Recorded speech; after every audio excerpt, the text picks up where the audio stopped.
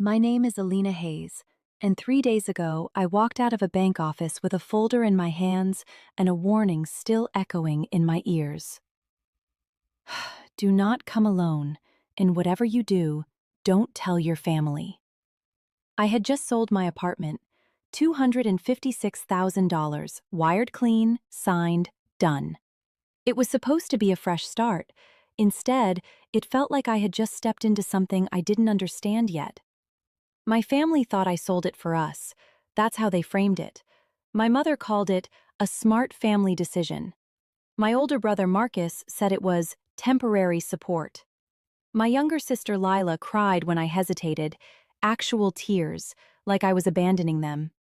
So I signed, not because I wanted to, but because saying no in my family had always come with consequences I wasn't ready to face again. I grew up in a house where everything looked normal from the outside. Sunday dinners, birthday cakes, family photos on the wall. But inside, things were measured differently. Marcus got second chances. I got expectations. Lila got protection. I got responsibility. And me? I learned early how to make myself useful. I paid my own tuition, bought my own car, moved out at 22, and never asked for help again. But somehow, no matter how far I went, I was still the one they called when things started falling apart. And this time, it was worse. Because this time, the bank told me something my family never did. Something that turned that $256,000 into a question I couldn't ignore. The call came the morning after the money cleared. I was in my kitchen, barefoot, coffee still too hot to drink, staring at the empty space where my dining table used to be. I'd sold most of my furniture with the apartment. Clean break, I told myself. Then my phone rang. Unknown number. Miss Hayes? The voice was calm, professional. This is Daniel Carter from First National Bank. We need you to come in today. There's been a discrepancy regarding your account. My stomach dropped. What kind of discrepancy? A pause, papers shifting. It's not something I can discuss over the phone, but I strongly advise you not to come alone. That's when the air in my kitchen changed. And Miss Hayes, he added, voice lowering just slightly. Do not inform any third parties about this meeting, especially anyone connected to recent transfers. Anyone connected. My family. I ended the call and stood there for a long moment, phone still in my hand. Then I opened my banking app. The balance showed $256,000, right where it should be. But something about the way he said it, discrepancy, didn't match what I was seeing. I thought about calling my mother. That reflex was automatic. Share everything, get her opinion, let her decide the tone of the situation. I didn't. For the first time, I kept something to myself. Instead, I called someone else. Evan. He picked up on the second ring. Hey Lena, you okay? No, I said honestly, but I think I need you to come to the bank with me. He didn't ask questions. Send me the address. I'll be there. I grabbed my keys, my bag, and the folder from yesterday's closing. Something told me I was about to understand exactly what I had signed away. The bank office didn't look like a place where lives quietly came apart. Glass walls, neutral carpet, a faint smell of coffee that had been sitting too long. The kind of place where everything is controlled, predictable. Until it isn't. Evan met me outside, leaning against his car, sleeves rolled up, expression already serious. He took one look at my face and straightened. What happened? I don't know yet, I said. That's the problem. We walked in together. Daniel Carter was waiting for us in a private office. Mid-40s, composed, the kind of man who chooses his words carefully. He stood when we entered, shook Evan's hand, then mine. Miss Hayes, thank you for coming.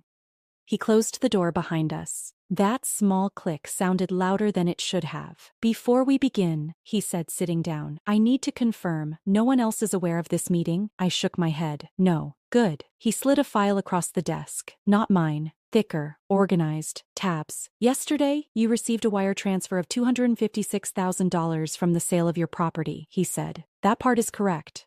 I know. What you don't know, he continued, is that within 43 minutes of that deposit, a secondary authorization request was initiated. I frowned.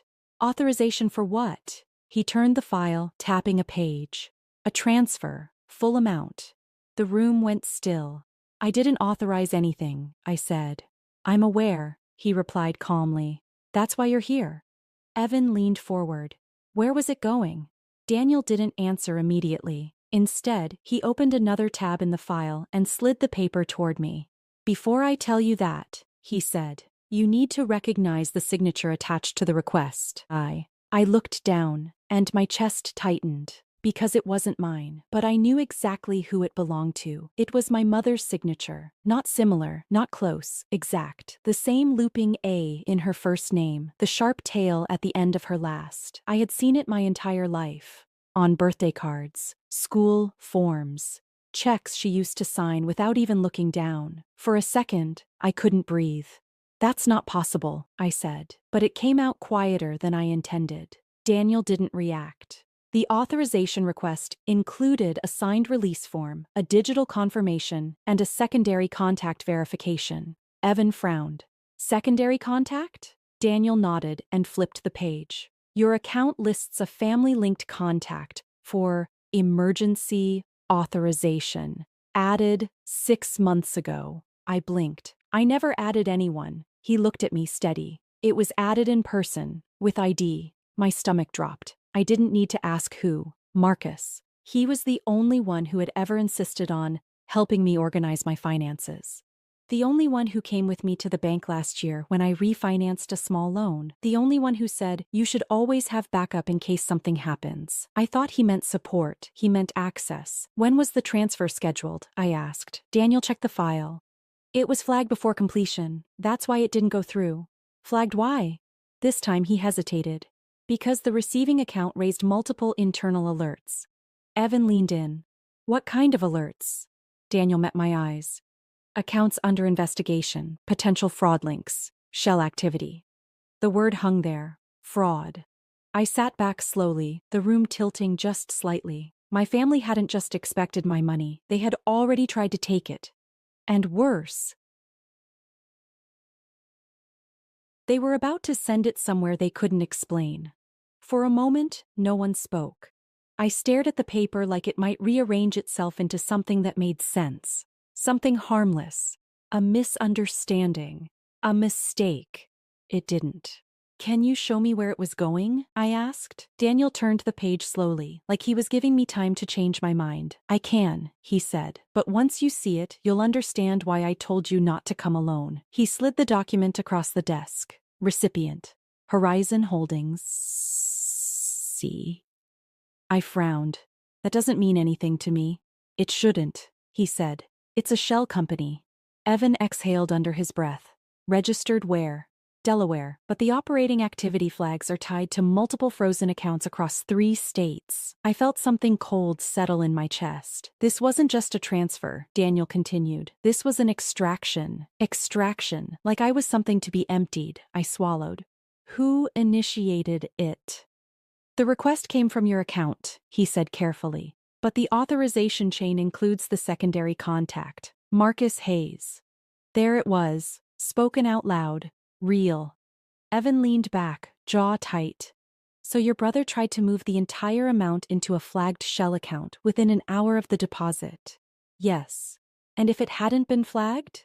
Daniel didn't hesitate. You would have lost everything. Silence pressed in around us. I thought about my mother crying, my sister begging, Marcus telling me this was for the family. They hadn't asked for help. They had planned to take it. I looked down at my hands. Steady. Stronger than I felt. What happens now? I asked. Daniel closed the file. That depends, he said, on whether you want this to stay a family matter, or become something else. I didn't answer right away. Family matter.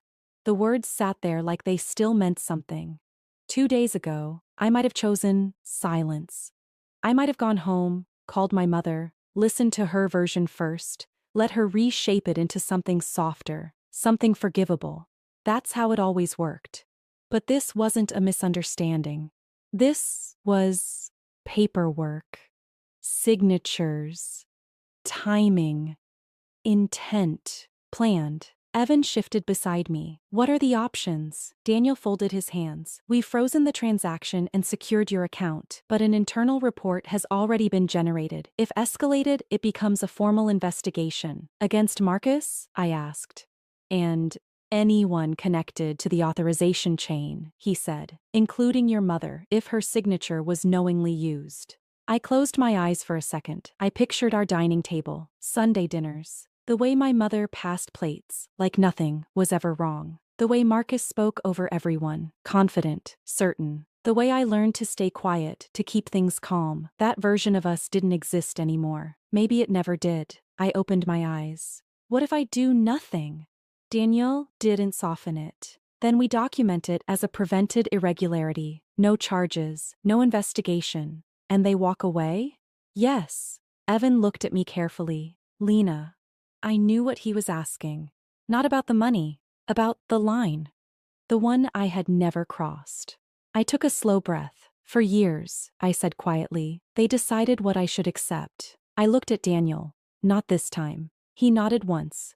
Then I'll proceed accordingly. And just like that, it stopped being a family problem and became something they couldn't control. I didn't tell them that day. Not my mother, not Marcus, not Lila. I went home, sat in the quiet of my half-empty living room, and let the reality settle in without anyone else's voice distorting it. By evening, the first call came. Marcus. I watched his name light up my screen and let it ring. Then again. Then a third time. Finally, a text. Hey, just checking. Did the transfer clear on your end? I stared at it longer than I should have. Not, are you okay? Not, did everything go smoothly? Just the money. I typed back, yes, everything is exactly where it should be. 3 dots appeared instantly. Disappeared. Came back. Good. We should move quickly then. Timing matters. I almost laughed. Timing mattered to him. Of course it did. Because somewhere in his plan, there was a window. One I had just closed without him knowing. The next morning, my mother called. Her voice was softer than usual, careful. Alina, sweetheart, have you heard anything from the bank? There it was. Not a question. A probe. I went in yesterday, I said. A pause. Too quick. Oh? Why would you do that? I had a call. They said there was something I needed to review. Another pause. Longer this time. Well, she said slowly, you know how banks are. They complicate things. That's why it's better to handle these matters as a family. I leaned back against the wall. Handle it as a family. Meaning quietly. Meaning without records. Meaning without consequences. I agree, I said calmly. She exhaled, relieved. I'm glad you understand. I'll be handling it, I added. Just not the way you expect. Silence. Real silence. For the first time, she didn't know what I meant. And that was exactly where I needed her to be. The investigation moved faster than I expected. Within a week, Marcus stopped calling, not gradually, completely. His number went silent. My mother's texts became shorter, careful, like every word had to pass through something before reaching me. Lila didn't reach out at all. I didn't chase any of them. Daniel kept me updated. Quiet emails, neutral language. Accounts reviewed. Authorization trail confirmed. External agencies notified. Clean, precise, final. One afternoon, he called instead.